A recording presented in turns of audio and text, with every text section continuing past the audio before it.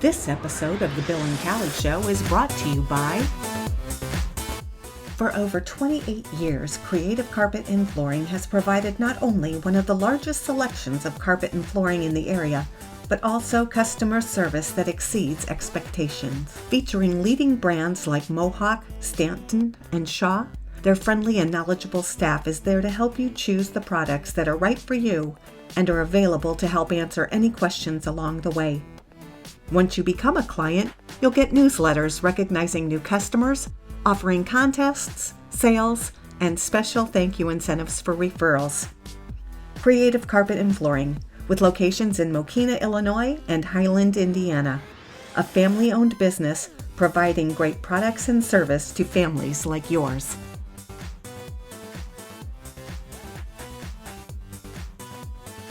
Hello, welcome to our show. We're coming to you from the Bill and Kelly studio, as Kelly likes to call our living room. So we would like to welcome today Mont Handley, who is the entrepreneur in residence and associate director at the Commercialization and Manufacturing Excellence Center in Hammond, Indiana. That was, boy, a mouthful. Yeah, quite. And that's part of PNW? It's part of Purdue Northwest, yes. Perfect. All right, great.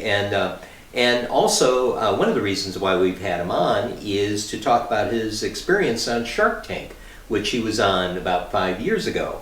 And so, welcome to our show. Thank Yes, you. And why don't you tell us a bit about yourself, and then tell us a bit more about what you do, Sure. and then we'll talk about your experience on Shark Tank. Okay, well, I grew up in Crown Point. I've always had a fascination with growing things, so at the age of 12, I bought a greenhouse, which my parents never allowed me to build on their property, so I learned a lesson there. After college, after I served in the Army, I also went to college after that. I started working for an old retail store called Frank's Nursery and Crafts. I loved Frank's Nursery. I did too. And they were far superior to what you have now with their big box stores. But I was their live goods manager for about 6 stores in the Chicago area. And I just really loved it. And the idea for PittMoss came from that experience. Sure. So, and PittMoss is the product I was on Shark Tank for. Yeah, so before we get into the Shark Tank, why don't you give us a little background on the problem that you're trying to cure with the product that you took to Shark Tank? So while I was working at Frank's, we would get truckloads of sphagnum peat moss in from Canada at all the stores. I never really knew what the product was, where it came from, where it originated from. So I started doing a little research, and I found the more I read, the more I was just blown away at how environmentally non-sensitive this product was. So they have to drain these wetlands that have actually been growing peat since the last glacier came through. And so there could be 12,000 years of peat accumulation that sequesters carbon way better than the rainforests do. And as we drain that stuff, that carbon that's been sequestered there, banked in that wetland, now starts to degrade, and it starts to cause massive carbon pollution.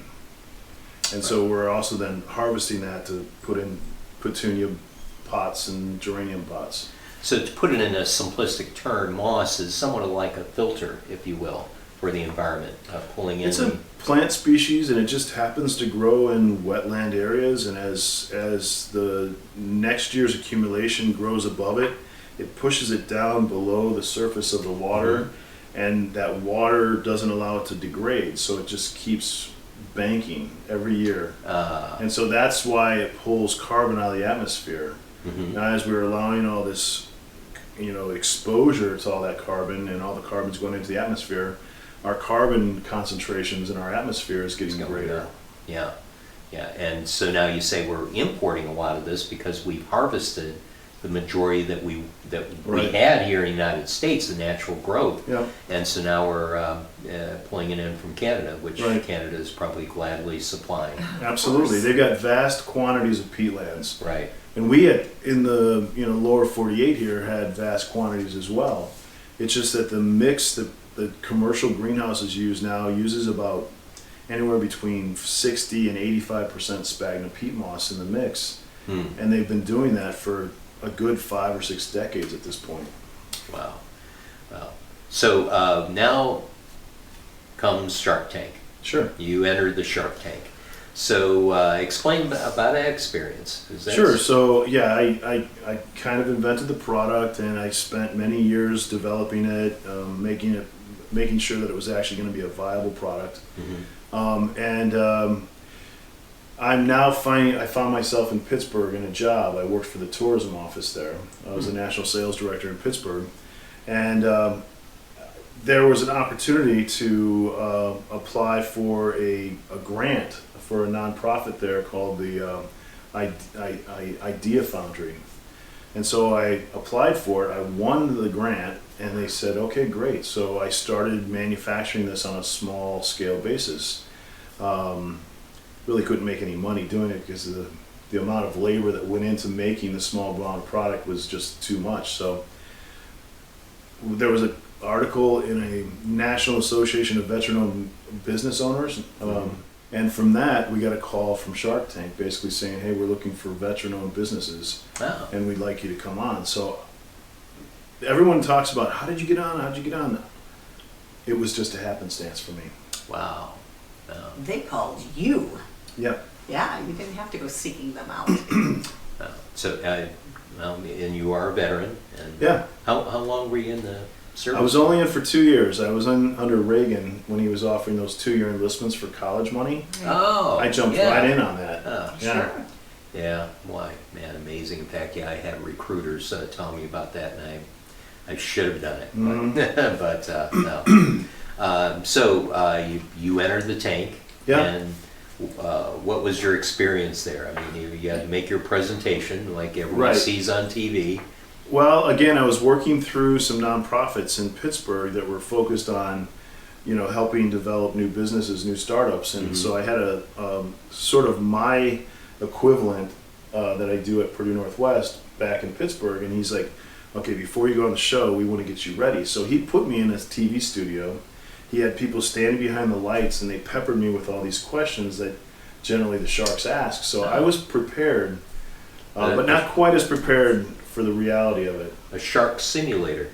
Exactly. Exactly. So And you're the chum. Yeah. pretty much. Wow, that's Pretty much. So, what you saw on the show was only about an 8-minute cut of what was probably an hour and 45 minutes in front of the cameras. Yeah. Wow. That's what I hear. There's a lot more that we don't see. Right. That Yeah. goes through. And I remember thinking as I was walking down that little hallway, like, okay, well, they've got enough material there to either make me a hero or a zero. It could have gone either way. So let's talk about the negotiations. Sure. So on the show, I was actually the first, I don't know if you call them contestants or chum, to go into the tank, and I was the first one to ever get a 3 shark deal.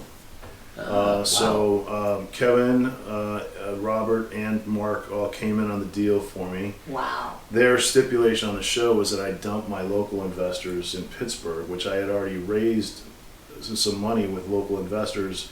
We hadn't actually, signed the deal yet, and I hadn't gotten a check yet. But they were like, why don't you dump the local investors and then we'll come in, the 3 of us. And Kevin O'Leary's argument was, it's much better with 3 of us than just 1. And I was like, oh, maybe. I might do that. When I got home to Pittsburgh, though, they could tell by the way I was acting. The investors there knew that I got a deal, even though I was like, I had to sign a non-disclosure agreement. And they offered me a sweeter deal. So, so after the show concludes, then the sharks go through due diligence. They all have their lawyers, their business managers, go through our business, go through our records, everything like that, making sure that you're not getting on TV and just BSing them for their money. So We actually shot the show in June of 2014. It didn't air until April of 2015. We actually executed the final agreement with Mark Cuban in February of 2015. So it was just a few months before the episode aired. And then we had to like rush to get something. We had to get some product ready for the show. You know, I always wondered because shortly after the deal is made, you know, like a week following or so, they do these follow-up things where they show clips. And I said, man, that happened quickly. Yeah. Well, in reality, there's probably what you're saying is about a year's time. Exactly. So, yeah, all right. Yeah. So we went on the show. Strangely enough, my nephew's wedding was happening the same weekend that my show aired, and wow. he was getting married in Manhattan. So we all went to the rehearsal dinner, and afterwards I invited everybody to a bar I had rented around the corner, and we watched it in a bar in Manhattan. All the bartender or all the bar patrons were trying to watch a Islanders playoff hockey game, and then when they found out that I was on the show and that I actually won, then they started buying the whole wedding party drinks. So it was really Oh, a lot of that's fun. very yeah, nice. about to say, you know, oh man, New Yeah, Yorkers. New Yorkers.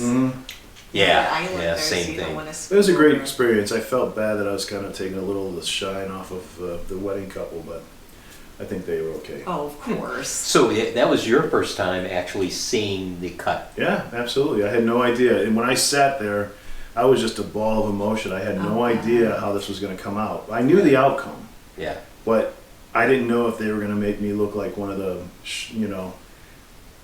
there's people that go on there that are sort of comical in a way, you know? Yeah. And I'll give you an example of why I thought that. As I was passing along my samples, I forgot that they sit up on a platform. Right. And so as I was walking over to Robert to give him a sample of my PittMoss, I tripped and I literally almost face planted in his crotch. No, see, that would have been fun to watch on TV. So I think there's probably going to be a blooper reel at some point. I love it. And you're So how describe to us the company as it exists now. Sure. So evidently you made the Yeah, deal with we're- them. I mean, evidently the investors. Next month will be 5 years. I actually started the PittMoss Development Company in 2011, so it's a little bit older. I started buying equipment. I started putting together all of our, articles of incorporation, all that kind of stuff, all the foundational stuff. businessy end. And then when the Sharks came in and the other investors came in, we actually created the PittMoss Limited Liability Company. So that officially started, I believe, 5 years ago this month, or maybe February. So, we're a startup that's actually lasted 5 years. That's a major It accomplishment. is. Yeah. Yeah. So, and we've grown, we've doubled our sales every year since we started. Last year we were a little bit slack, I guess. We only got 87% growth, but we are in a major growth period. We've never, any of us, the partners, have never taken any money out of the company. We just keep reinvesting it Putting it into the back in. company. No, not Yeah. taking a salary yet.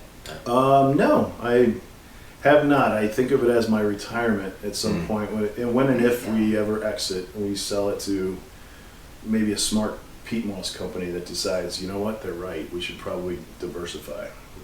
Then you go retire to someplace that has plenty of moss, right? I'll probably retire to a place that's got plenty of sand. I assume. So the company's doing well. Is the product available in the local stores? Where can you find the The product? last few years, I know I've been able to find it at Leo's down on 41 in Cedar Lake. Sure. I've been talking to Rich Christakis at Allsips about maybe, bringing some into his stores. But it's also available on Amazon. We ship from Amazon. So we actually have been shipping, I think we've hit every state now through Amazon. But we distribute through about 19 or 20 states out of the Northeast. So Pittsburgh is actually really central to as far west as Chicago, all the way up through New England, and all the way down into Florida. But our next goal is to build something, say, in Arizona or Texas to hit the West Coast. And the name of it is PittMoss. PittMoss. So- And that, again, comes from... It's a bird. yeah, exactly. Yeah. The original name of the product was something different, but it used the word peat in it. And the Canadian Sphagnum Peat Moss Association. There's actually it's like an OPEC for people who own peat bogs. Their executive director sent me a letter and I'm paraphrasing, but it's pretty accurate. We'll sue you into oblivion if you use the word peat in the name of your product. So I said, well, they didn't use the word moss. They didn't say we couldn't use moss. You've got Irish moss, you've got Spanish moss. How about a Pittsburgh moss? And one of my co-founders was like, how about PittMoss, like the school? I'm like, that's done. Let's move on to something else. Yeah. Are you looking expanding into maybe like the Home Depots and that type of thing? Or? Yes. So we've had to build up our production capacity, and we also find that we're getting kind of a better net revenue from like the small independent garden centers. So, like also, yeah, and those type. All right. Yeah. So that's where we focused in the early years. Who knows what the future will bring? Absolutely. The product's going to be available here, and I know it's a cold January day, but Spring is right around the corner. It really is. Absolutely. So if you don't see it at your store, maybe ask the store manager to contact us. We'll be happy to try and get a distribution deal to you or ship it direct. Well, we like the idea of the fact that they're just not helping your company. This is helping the environment. And so this is a substitute that they can use around their home as opposed to, supporting a peat moss. And one of the things that we've discovered, I didn't even know this when I invented the product or did my testing. We were testing the product at a major greenhouse outside of Pittsburgh, and he had invited a bunch of his colleagues who were growers around the region to come and look at the crops that he was growing. And he said, look, this stuff holds water longer in a way that doesn't disrupt and give like root rot to the plant or anything like that. It just disperses the water very gently. And he said, if we were watering every day before we used PittMoss, we're now watering every other day. So it's also conserving water. And for people who aren't familiar with what peat moss does and how to use it, tell them. So can I see that plant? Absolutely. So so this pot here will contain and I see peat moss in it. About 85% of this pot is contained with peat. The other parts are perlite and some other additives. But essentially they use peat moss because it can hold water. It provides aeration for the roots, so there's air spaces. So the transmission of nutrients from the soil to the plant actually doesn't happen in water, it happens in air. Okay. So the nutrients break down and then the roots capture that through their pores and their roots. So it needs that air, porosity, those open gaps between the soils. And that's probably the best feature of PittMoss when I engineered it. It looks like a little ball of yarn underneath a microscope. So there's you've got air trapped inside that. Right. And it holds a ton of moisture. Using paper, it's cellulose fibers. So if you ever looked at a cellulose fiber, it looks like a manicotti. So it's like a tube. Like a tube. And so the water is inside of it, and it just releases it as it starts to dehydrate. Love it. So it's a much better product for So not only plants. for doing your plants and things like that, but just outdoor plant, gardening, So and this things The sounds like best that. place to do it, best place to put it would be in a hanging basket, and during the summer when you have a hanging basket, it constantly dries out. Put some PittMoss in it. You'll see that it stays moist longer. So this Perfect. sounds even more efficient than the regular peat moss. Absolutely. Yeah. And like I said earlier, So it's a win-win Yeah. situation. all the peat moss is harvested from outdoors. So you have weed seeds, you have mold spores, you have insect larvae. And in a commercial environment, they treat for that. Okay, with So PittMoss. chemicals and With things. chemicals, Yeah. and with PittMoss, you can use none of that because it's made in a factory. It's all sterile. It's all uniform, so we can avoid use of chemicals. Now, I ask this, it's truly biodegradable? Yeah. So what you put in your plants, that you're no worry about, harm the environment. It actually is more efficient, so, wow. win-win-win. Yeah, absolutely. So, man, yeah, we'll go ahead and include the information and how to get to your company, how to order it on Sure. our website when we post the video, and that'd be great. Well, man, I can't tell you how much we appreciate you taking time, come out and visit with us. And I'm just so impressed that you came up with this idea and made this wonderful thing that helps the environment. Now that I'm working at Purdue Northwest, I don't think that I'm an anomaly. I think that there's a lot of innovation here in Northwest Indiana. In fact, Good. we just won a grant from the Department of Commerce because I theorize that there's, in downstate Indiana, you have 6 or 4 patents issued per 10,000 working adults. Mhm. In Northwest Indiana, it's only 1.6. And I theorize that it's not a lack of innovation, it's a lack of resources. So the federal government gave me a $400,000 grant to prove that. So I'm busy now helping people patent their ideas. Wow, great. Yeah, it's an incubator concept. Yeah. Yes, love it. Well, listen, we appreciate you coming on. Yes, And, thank you so much. yeah, and keep us updated with what goes on, and we'll be talking to you soon. All right, great. Thanks for having me. Thank you. We'll say goodbye for now. Bye, everybody.